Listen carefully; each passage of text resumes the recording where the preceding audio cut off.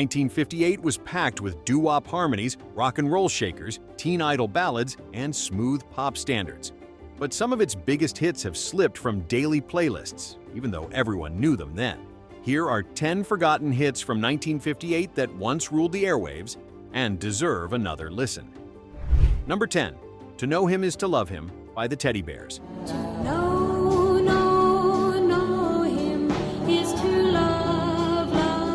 Few debut singles have had such unexpected origins as this cut. Grew out of a modest Los Angeles studio. To Know Him Is to Love Him by the Teddy Bears was produced by Phil Spector,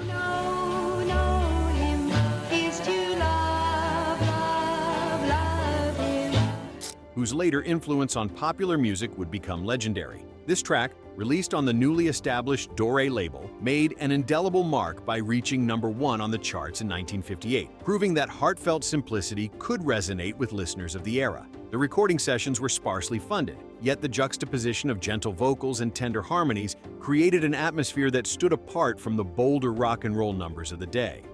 This song's remarkable rise from local airplay to national acclaim underscores how a touching ballad could capture the imagination in the late 1950s. Few listeners today realize it was this unassuming tune that launched an entire musical legacy from behind the scenes. Just to see him smile makes my... Number 9, Little Star by The Elegants. Twinkle, twinkle, little star. Beneath the summer haze of that year, one tune emerged as an unlikely anthem for sock hop crowds. Little Star by The Elegants reached #1 on the charts in 1958.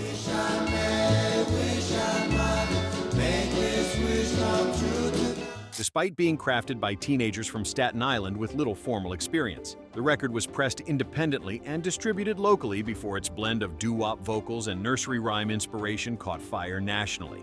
This track is notable for having been the only substantial hit by its creators, making its brief but bright chart journey all the more memorable. The gentle sway and dreamy background vocals stood in sharp contrast to the many high-octane rockers dominating the time. Today, the song is often remembered as a quintessential one-hit wonder, but its original impact as a crossover smash and the youthful energy behind its recording remain significant footnotes in the history of late 1950s pop.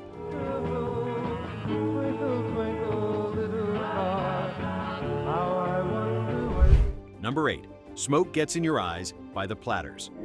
All who love are blind. Amid glittering ballrooms and the swirl of chiffon dresses, this single brought timeless sophistication to jukeboxes everywhere. Smoke Gets in Your Eyes by the Platters, produced by the celebrated Buck Ram. Now laughing friends deride. Transformed a Broadway standard into a top-selling pop hit that soared to #1 on the charts in 1958. The song's lush orchestration and sweeping vocal arrangement set it apart from more minimalist tracks of the era, showcasing how golden age songwriting could be reinvented for younger audiences. This track's emotional delivery and meticulous production signaled a transition toward more dramatic pop forms as the decade closed, though its melody remains instantly recognizable.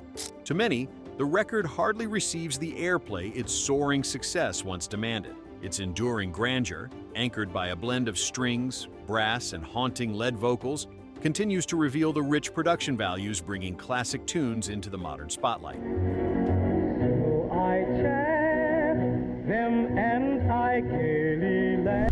Number 7, Tom Dooley by the Kingston Trio. Hang down your head, Tom Dooley, hang down your head. When acoustic guitars and harmony-rich folk arrived on mainstream radio in that year, listeners found themselves swept up in the storytelling revival. Tom Dooley by the Kingston Trio became a standout, climbing to #1 on the charts in 1958. Hang down your head, Tom Dooley, hang down your head and cry. And introducing a new generation to the folk tradition. This song, reimagined from a 19th century ballad and recorded for Capitol Records, paved the way for future chart success by acoustic ensembles. The single's unplugged production and haunting narrative highlighted a contrast to the brashness of contemporary rock and roll. reflecting a broader appetite for nuanced, story-driven material. This track not only ignited a folk boom, but also demonstrated that radio could embrace diverse genres alongside commercial pop. Its enduring influence can still be traced to today's folk and Americana movements, even if the track itself has faded from regular rotation. I met her on the mountain, there I took her. Number 6. Tequila by the Champs. Amid the din of late-night dance halls in California, an instrumental would unexpectedly grip the country's attention. Tequila by the Champs was cut in a spontaneous session at Gold Star Studios and released in 1958.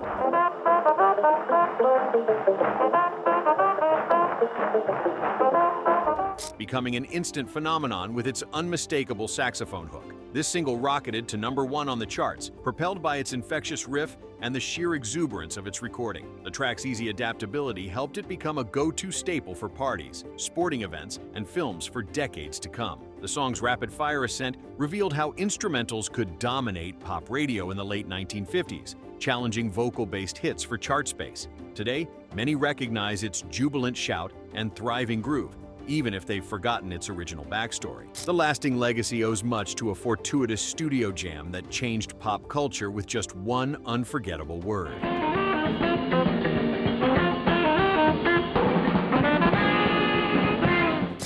Let's take a quick pause before we hit the final 5. Which of these tracks brought a memory rushing back? Did one surprise you, or have you been playing it for years without knowing who sang it? And what's your personal pick for the most overlooked hit of 1958? Number 5. Yakety Yak by the Coasters. Take out the papers and the trash. Are you looking for Few singles in pop history managed to combine razor-sharp wit and infectious rhythm quite like this record. Yakety Yak by the Coasters was produced by the legendary songwriting duo Jerry Lieber and Mike Stoller,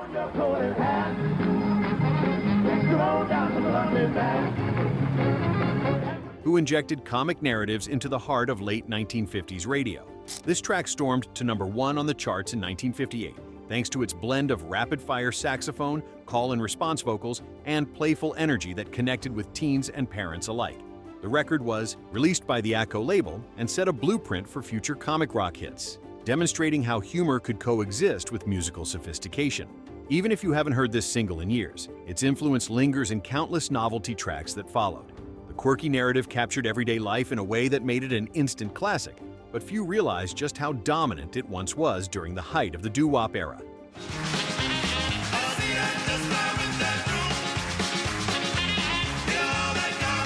Number 4. It's Only Make Believe by Conway Twitty.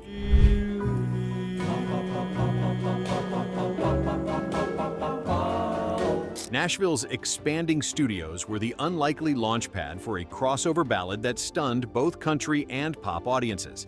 It's Only Make Believe by Conway Twitty, released in 1958, Is that someday you'll care? My hopes, my dream come true. was co-written in a backstage dressing room and served a wave of airplay to peak at #1 on the charts that same year. The song's lush, echo-drenched sound, produced for MGM Records, embodied the shifting landscape as country music flirted with pop arrangements and vice versa.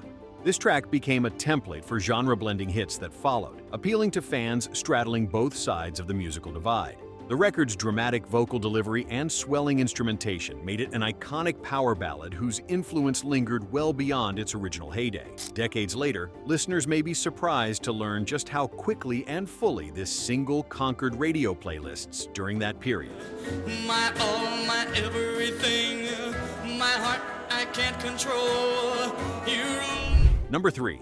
Volare, Nel Blu Dipinto di Blu by Domenico Modugno.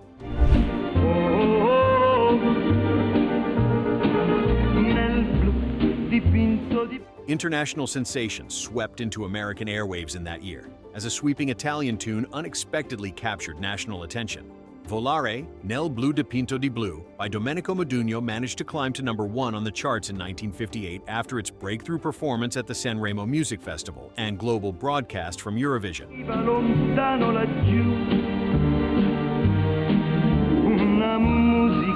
The single was released through Decca Records in the United States, introducing audiences to a sound that blended operatic expression with modern pop.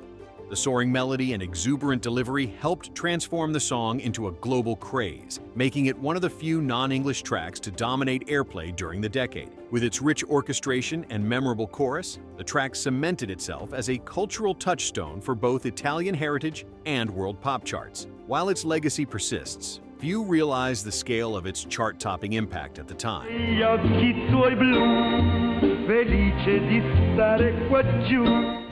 Number 2, All I Have to Do Is Dream by the Everly Brothers.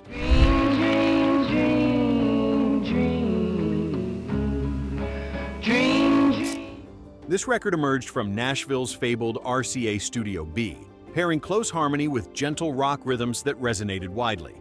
All I Have to Do Is Dream by the Everly Brothers became synonymous with the duo's signature sound. All I have to do is dream, dream, dream, dream.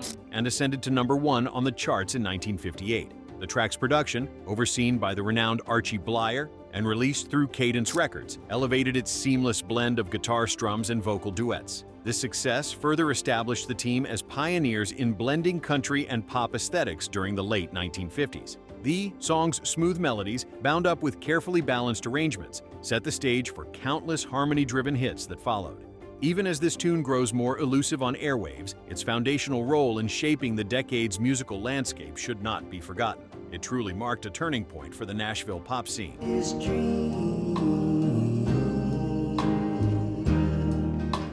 Number 1, Poor Little Fool by Ricky Nelson. Used to play around with hearts, hasten at my call, but when I... Broadcast from the living rooms of America via weekly TV, this single bridged the worlds of teen idol stardom and rock and roll. Poor Little Fool by Ricky Nelson was recorded at United Western Recorders